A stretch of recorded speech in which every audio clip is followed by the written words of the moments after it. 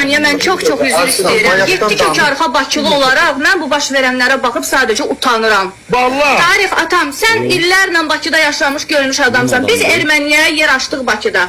Rusa yer açdıq Bakıda. Ərəbə yer açdıq, Türkiyə yer açdıq.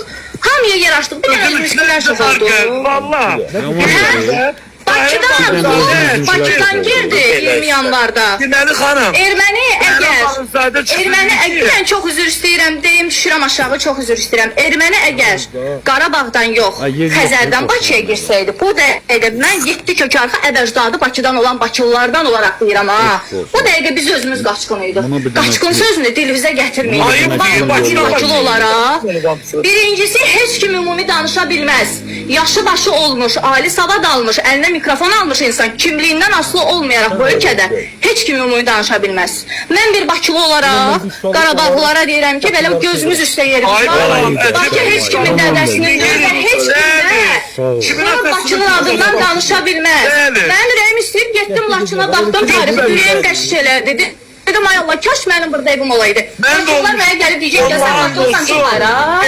Şırıksariyə yox şiirə. Allah haqqından baxır, havasını görmüşsən oranı. Gedim ora. Efirimdə deyirəm ki, Xan kəndində televiziya açsın, mən gedib orada aparıcı. Kızımı da götürürüm. Kızımı götürürüm, gedib yaşamasam namərdəm mən.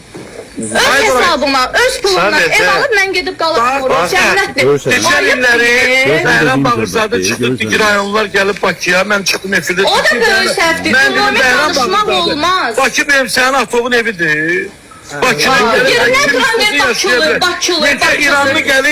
İranlı gəlir, Fars gəlir, Ərəb gəlir, burada ev alır, yaşayabilir.